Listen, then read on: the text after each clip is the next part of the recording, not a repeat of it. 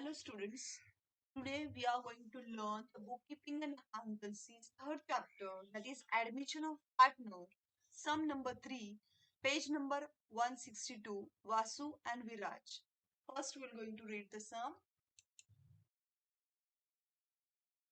Vasu and Viraj share profit and losses in the ratio 3:2 respectively, underline 3:2. Their balance sheet as on 31st March 2019 was as under: liabilities, sundry creditors 45,000, general reserve 30,000, capital Vasu 1,08,000, Viraj 72,000, asset cash at bank, underline bank 750, sundry debtors 66,750, stock 25,500, investment 36,000, plant 90,000, building 36,000, total 2,55,000. They admit Hari into partnership on 1st April 2019, the terms being that he shall have to bring rupees 60,000 as his capital for 1/4 share in future profit, underline rupees 60,000 and underline the word capital. The value of goodwill of the firm is to be fixed at the average profit of last 3 years.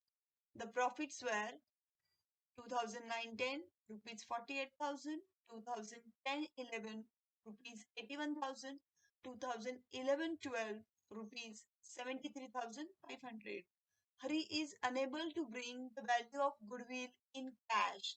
Unable, underline it, then goodwill, underline it. It is decided to raise the goodwill in the books of accounts. So here what is given to you? Hari is unable to bring the value of goodwill in cash.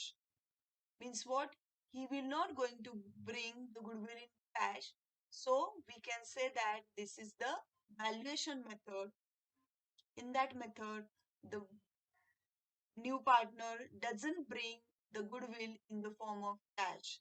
And what is the condition?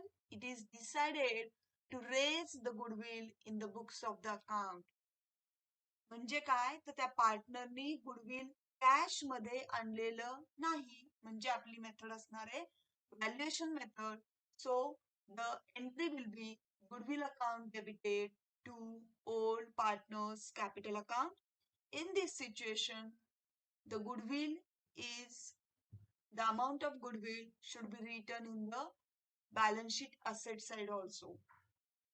Then third situation, reserve for doubtful debts is to be created at rupees 1,500. Make the marking to the debtors. Closing stock is valued at rupees 22,500. Make the marking for stock. Plant and building is to be depreciated by 5%. Make the marking to the plant and building. So now in this sum, the valuation method is there. And what they asked to us, prepare profit and loss adjustment account, capital account of the partner and the balance sheet of the new firm. So we're going to draw these ledgers and we're going to solve the sum.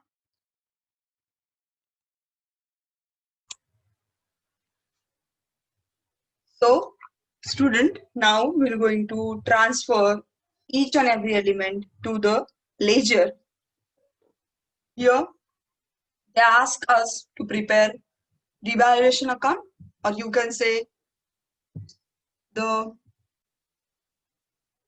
profit and loss adjustment account, then the partner's capital. In partner's capital, you have to draw the particulars and 3 columns for the partner, Vasu, Viraj, and Hari, debit, credit side. Then bank account, we have to prepare the bank account also. That will be the working note and the balance sheet as on 1st April 2019. अशा पद्धतीने आपल्याला हे draw करून घ्यायचंय. आता one by one आपण काय करणार आहोत, पोस्टिंग करणार आहोत. पहिले आम्ही सगळं बॅलन्स शीट जे आहे ते ट्रान्सफर करून घेणार आहे. त्याच्यामध्ये फर्स्ट आहे सन्ड्री क्रेडिटर्स. सन्ड्री क्रेडिटर्स लायबिलिटीजला जातील, पण त्याच्या अगोदर आपल्याला तिन्ही पार्टनरची नावं लिहायची आहेत. कॅपिटल अकाउंट आणि तिन्ही पार्टनर्सची नावं लिहायची आहेत. बॅलन्स आपण आता ट्रान्सफर नाही करणार आहोत, तो पार्टनर्स कॅपिटलला बॅलन्स जाणार आहे. आता आपण फक्त त्यांची नावं लिहून ठेवूयात. Then next, general reserve should be distributed among the old partners only. हे ऍडमिशनचं सम आहे म्हणून फक्त आपण ओल्ड पार्टनर्स मध्ये जनरल रिझर्व डिस्ट्रीब्युट करणार आहोत ओल्ड रेशो नुसार. आणि आमचा ओल्ड रेशो जो आहे त्यांचा profit and loss sharing ratio दिलेला आहे 3:2. तर जनरल रिझर्व आम्हाला 3:2 डिस्ट्रीब्युट करायला लागणार आहे. फक्त आणि फक्त ओल्ड पार्टनर्सला देणार आहोत आपण. म्हणजे वासू आणि विराजला आपण जनरल रिझर्व डिस्ट्रीब्युट करणार आहोत. जनरल रिझर्वची टोटल अमाऊंट आहे 30,000. So 30,000 divided by 5. 5 का? 3 + 2 5. त्याची टोटल येतं 5. म्हणजे 30,000 डिवायडेड बाय 5.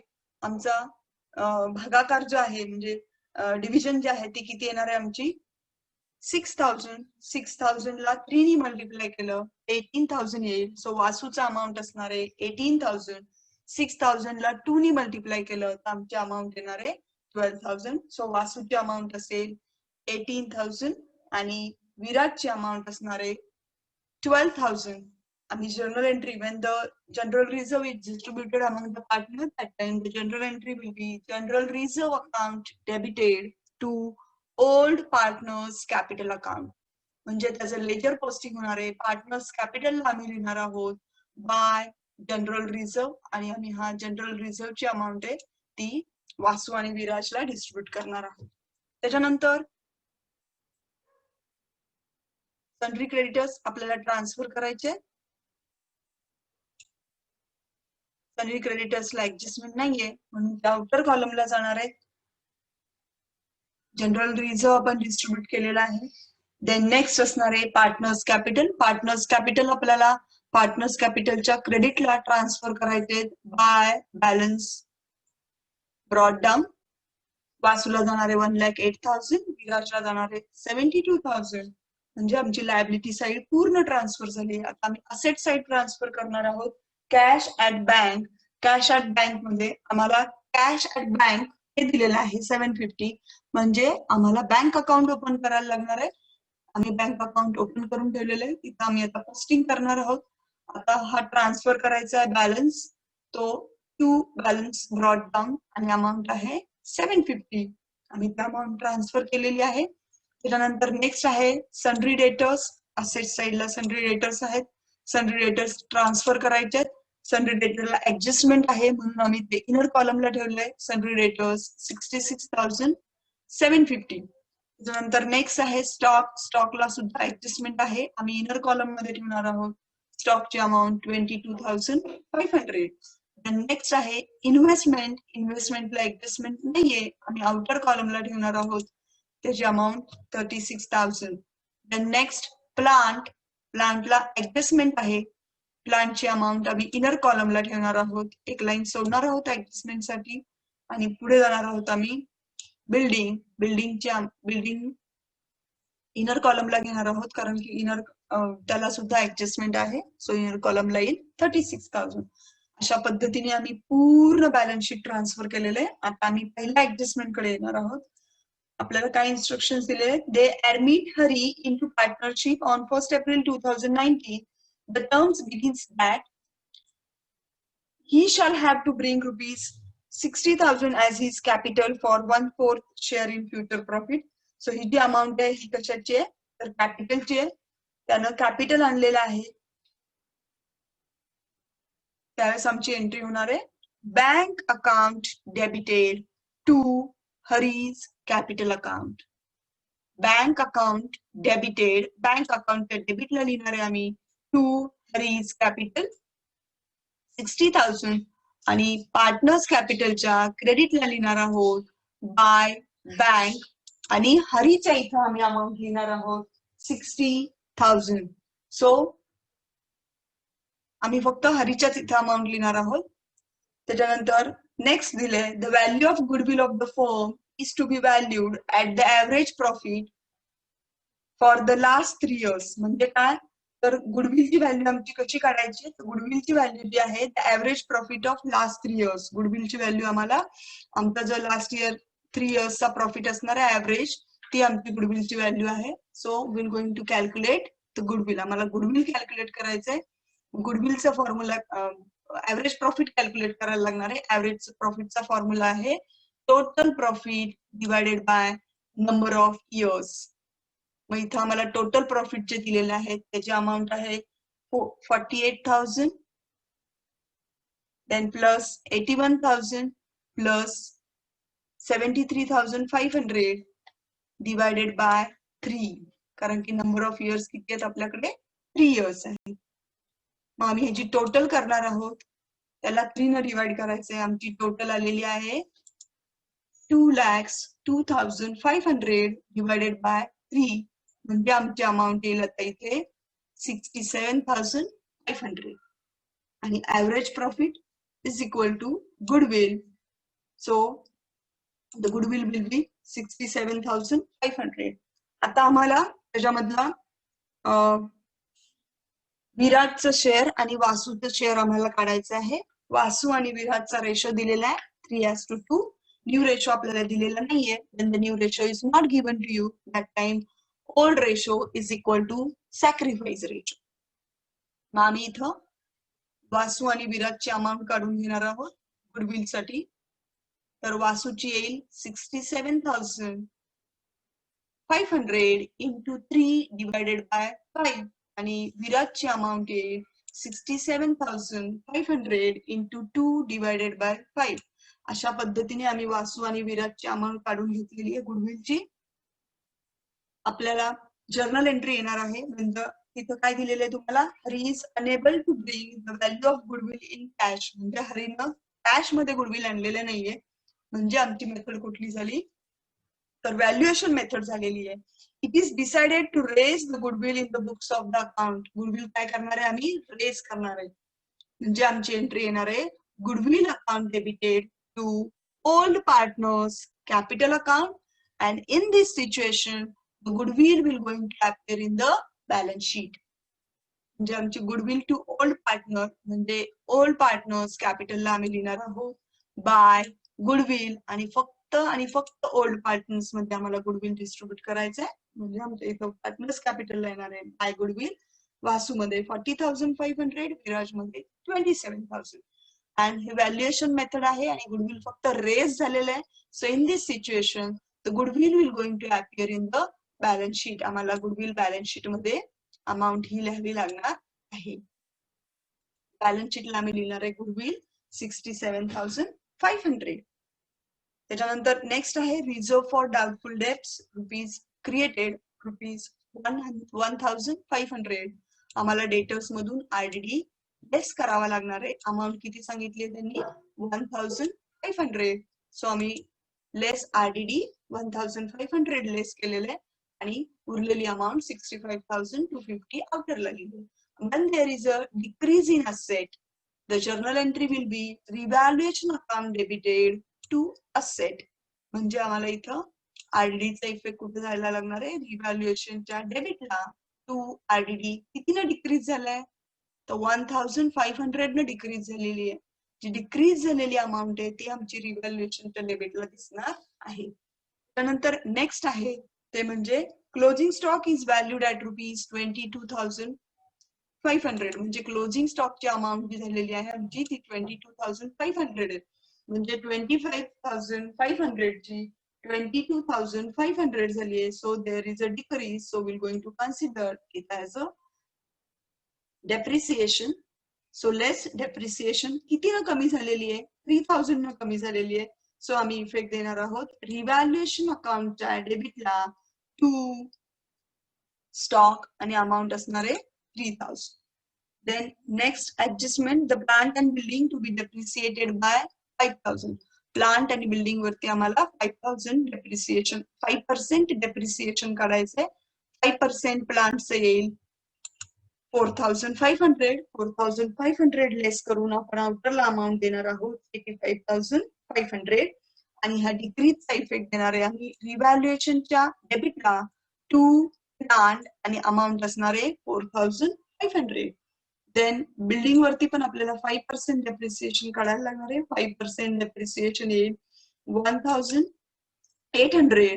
सो 1800 लेस करून उरलेली अमाऊंट आम्ही आफ्टरला घेणार आहे. So decrease when there is a decrease in asset, रिव्हॅल्युएशनच्या डेबिटला लिहिणार आहोत आम्ही टू बिल्डिंग आणि अमाऊंट असणार आहे 1800. अशा पद्धतीनं आम्ही पूर्ण सम सॉल्व्ह केलेला आहे. आता आम्हाला पहिले रिव्हॅल्युएशन क्लोज करायचं आहे. रिव्हॅल्युएशन क्लोज केल्यानंतर रिव्हॅल्युएशनचा प्रॉफिट लॉस जो असणार आहे तो आम्ही पार्टनर्स कॅपिटलला ट्रान्सफर करणार आहोत. त्याच्यानंतर पार्टनर्स कॅपिटलचे जे बॅलन्सेस असणार आहे ते आम्ही बॅलन्स शीटला ट्रान्सफर करणार आहोत.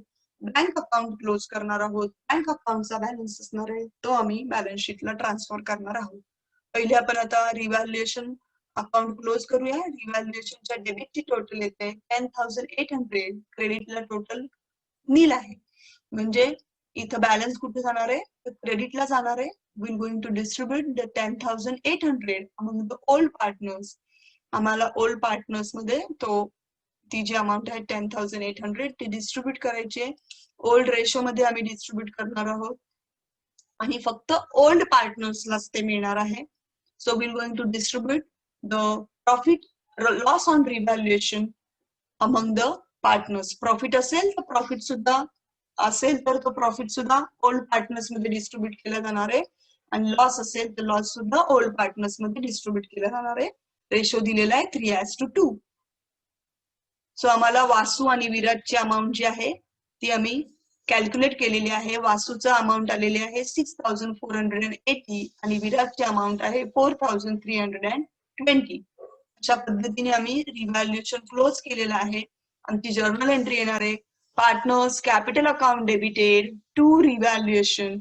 म्हणजे पार्टनर्स कॅपिटलला डेबिटला लिहिणार आहोत आम्ही टू रिव्हॅल्युएशन लॉस. वासूची अमाऊंट वासूला, विराटची अमाऊंट विराजला. त्याच्यानंतर आपण पार्टनर्स कॅपिटल क्लोज करणार आहोत. पार्टनर्स कॅपिटलची आम्ही टोटल करणार आहोत. वासू, विराज आणि हरीची टोटल केली आम्ही. वासूची टोटल आली आहे 1,66,500 आणि डेबिटची टोटल आहे 6,480. मग आम्ही 1,66,500 मधून 6,480 लेस केलं. ती जी अमाऊंट असणार आहे ती आमचा बॅलन्स असणार आहे. To balance carried down. आमची अमाऊंट आली आहे वासूची 1,60,020. त्याच्यानंतर विराजची टोटल आमची आलेली आहे 1,11,000 आणि डेबिटची टोटल आली आहे 430. 1,11,000 मधून आम्ही 4,320 लेस केलं तर आमची अमाऊंट येणार आहे 1,06,680. हरीचा अकाउंट आम्हाला क्लोज करायचं आहे. हरीची क्रेडिटची बॅलन्स आहे 60,000, डेबिटचं नील आहे म्हणजे बॅलन्स राहील 60,000. हे जे बॅलन्सेस आहे हे बॅलन्सेस आम्हाला बॅलन्स शीटला ट्रान्सफर करायचे. आपण पहिले पार्टनर्स कॅपिटल क्लोज करून घ्यायचे. त्याचे जे बॅलन्सेस आहे ते आम्हाला पार्टनर्स कॅपिटलला ट्रान्सफर म्हणजे बॅलन्स शीट मध्ये कॅपिटल अकाउंटला ट्रान्सफर करायचे. अशा पद्धतीने आम्ही ते बॅलन्सेस ट्रान्सफर केलेले आहेत. आता आपण बँक अकाउंट क्लोज करणार आहोत. बँक अकाउंटच्या डेबिटची टोटल येते 60,750, क्रेडिटची टोटल नील आहे.